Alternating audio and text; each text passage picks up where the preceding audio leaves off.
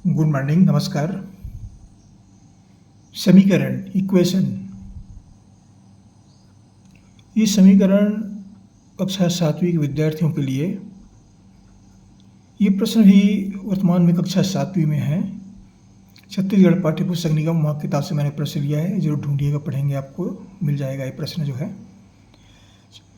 ये किताब में भी उपलब्ध है, छत्तीसगढ़ पाठ्य पुस्तक निगम किताब में, और ये वीडियो हम छत्तीसगढ़ से जारी कर रहे हैं। क्या प्रश्न है देखिए, रिक्त स्थान की पूर्ति कीजिए।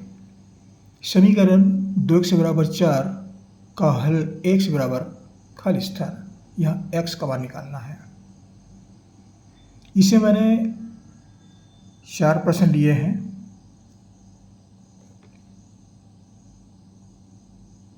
चार प्रश्न है इसमें, तो पहले प्रश्न को पहले लेते हैं। ये समीकरण 2x बराबर 4 का हल x बराबर यहाँ कितना होगा, ये खाली स्थान पर लिखना है। ये एक समीकरण है, कौन सा, ये 2x बराबर 4। x चर राशि है, 2 और 4 अचर राशियाँ हैं। ये जो x है इसका मान निकालना है। ये समीकरण कैसे, समीकरण की पहचान क्या है, बीच में बराबर का चिन्ह है, ये समीकरण का पहचान है। अगर ये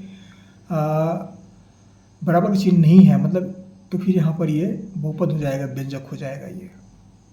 लेकिन ये बराबर का चिन्ह जो है दर्शाता है कि दोनों पक्ष बराबर हैं। ये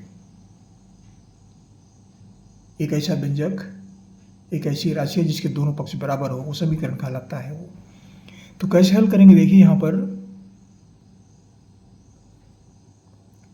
2x बराबर 4 है, तो दोनों पक्ष में 2 से भाग देने पर,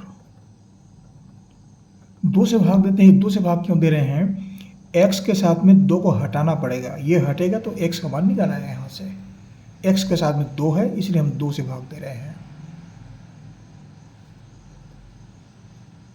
दोनों पक्षों को भाग देंगे, 2x बटा 2 बराबर 4 बटा 2। ये 2 एकम 2 एकम इससे कट जाएगा, और 2 एकम 2, 2 दूनी 4। तो x का मान क्या प्राप्त हुआ, x बराबर 2।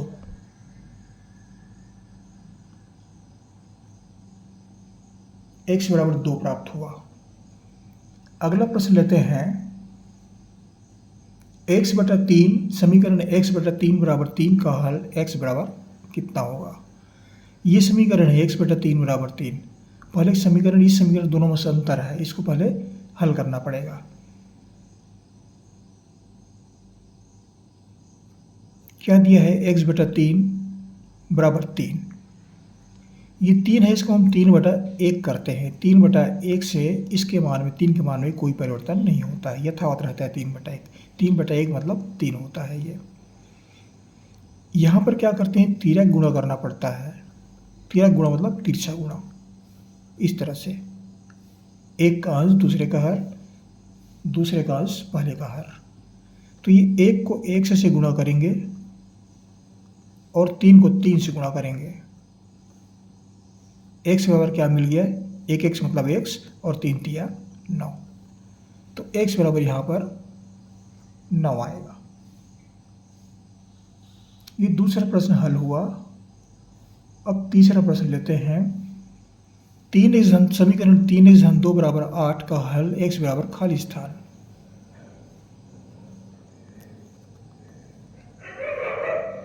तीन एक्स धन 2 बराबर 8, ये एक समीकरण है। ये इसमें 2 पक्ष है, समीकरण में 2 पक्ष होते हैं, बायां पक्ष दायां पक्ष। 3x-2 जो है वह बायां पक्ष है, और 8 जो है दायां पक्ष है। ये दोनों पक्ष का मूल्यांकन बराबर है।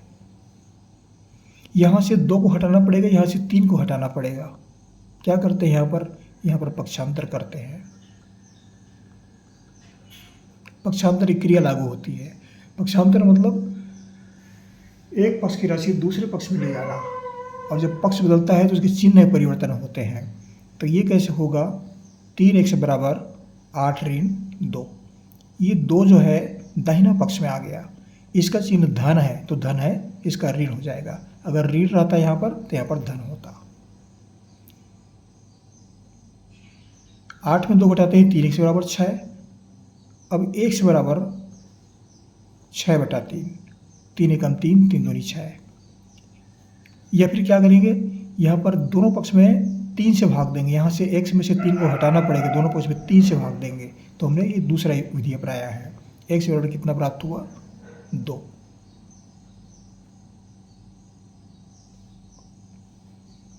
अब चौथे प्रश्न में आते हैं।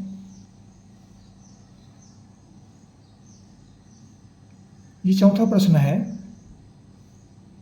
5y समीकरण 5y बराबर 2y धन 15।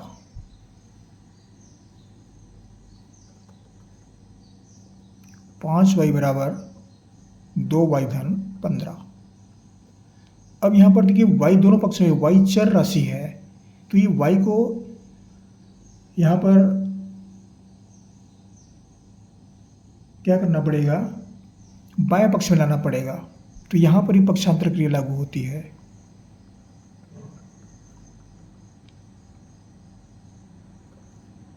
दो y को बाएं पक्ष में ला रहे हैं तो इसका चिन्ह धन है, तो यहाँ पर ऋण हो जाएगा। ये अपने स्थान पर रहेगा दाहिना पक्ष में। ये 5y और 2y दोनों घट जाएंगे। ये y दोनों सजातीय राशियाँ हैं, एक ही जातीय राशि इनका है ये, तो सजातीय राशि घट जाएंगे। इसका घात 1 है, इसका घात 1 है, तो 5 में 2 गया, 3y बराबर 15। अब y बराबर, y का मान निकालना पड़ेगा, यहाँ से 3 को हटाना पड़ेगा, दोनों पक्ष में 3 से भाग देंगे, या फिर 15/3। चर राशि के साथ में जो राशि है वह दाहिना पक्ष के नीचे में आता है। ये 3 एकम 3, 3 पंचे 15। तो y बराबर क्या प्राप्त हुआ, y बराबर 5। इस तरह से समीकरण को हल कर सकते हैं। समीकरण के बहुतायत पर उपयोग किया जाता है। समीकरण उपयोग गणित में बहुत होता है। ये प्रारंभिक विधियां हैं, ये छोटे बच्चों के लिए है। आशा करता हूँ विद्यार्थी इन वीडियो को पढ़ करके लाभान्वित होंगे। जहाँ से पढ़ रहे हैं जरूर कमेंट कीजिए कहाँ से पढ़ रहे हैं। हमारे चैनल को सब्सक्राइब करना ना भूलें, सब्सक्राइब अवश्य कर दीजिएगा। अगर मैंने समीकरण के संबंध में बहुत से कहना चाहिए कि प्रश्न इसमें जारी किए हैं इस अध्याय में, मान लो और प्रश्न पढ़ना तो कैसे सर्च करिए, यूट्यूब चैनल में आपको देखने को मिलेगा। कैसे सर्च करेंगे, समीकरण